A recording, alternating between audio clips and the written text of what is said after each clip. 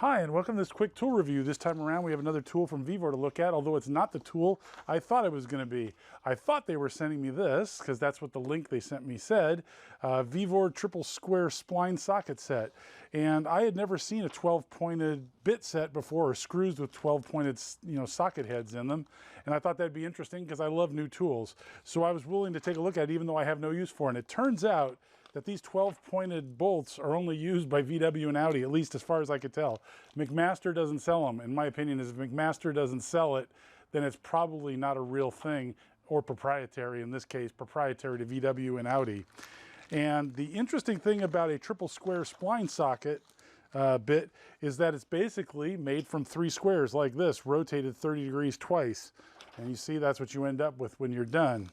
So I ordered, figuring I was going to have to test this on eBay, some very expensive bolts for this, and this is what the bolts look like. Kind of interesting.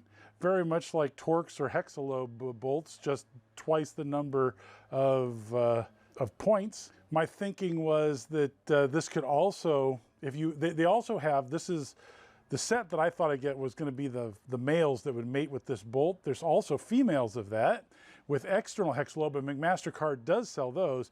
Now those would also be work with 4-point or square-headed bolts, and we use those in the studio industry all over the place because you can throw a crescent wrench on them really easily. So square-headed bolts are really common, and this would work.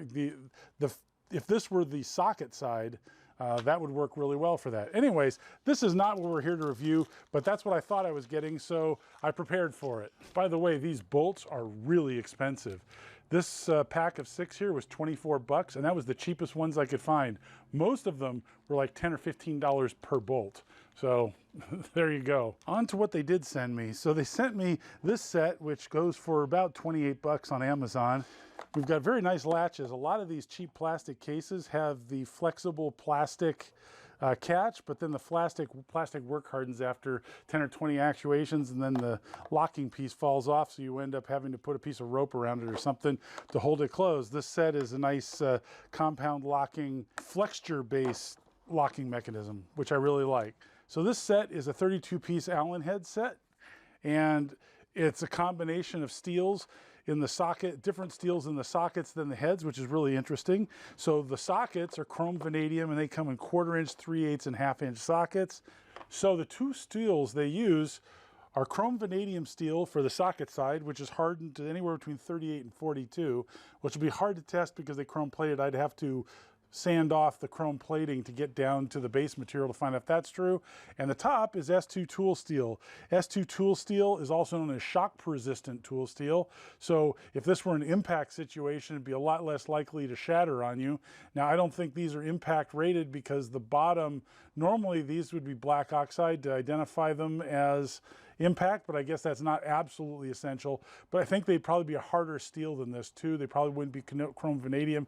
They'd probably be the same material as this top tool steel. So the S2 tool steel is a heated and quenched tool steel, 56 to 62 HRC. We'll check that.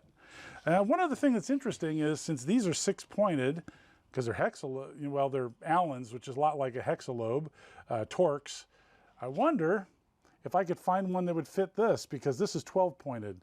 So that would be half, so it should fit in roughly double. As a matter of fact, there you go. Although I didn't have any tools to directly drive these tri-square spline bits, this Allen key is the right size to mate with half of the inner points on this, because it's 12-point and this is 6, and they're symmetrical. So this actually is a pretty decent fit. I could probably drive this in a pinch, which is good, although the drivers for these aren't very expensive. Next up, let's check Rockwell hardness on these guys and see how accurate they are.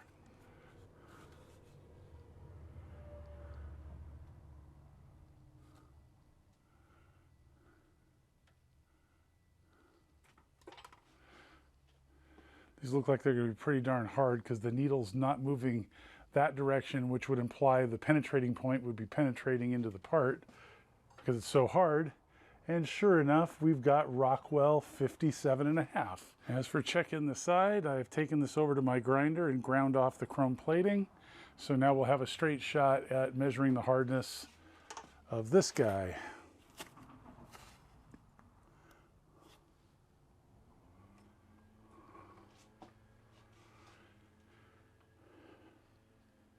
Notice the dial moving just a little bit faster on this one.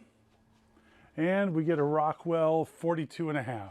The hardness of these Allen drivers, socket drivers, are right within the ranges they specified. 56 to 62 hardness for the top portion, the part that engages the S2 tool steel, and softer but probably more tough base material of chrome vanadium steel between 38 and 42. I actually got slightly harder than 42, 42.5 as I recall. But in any case, excellent set.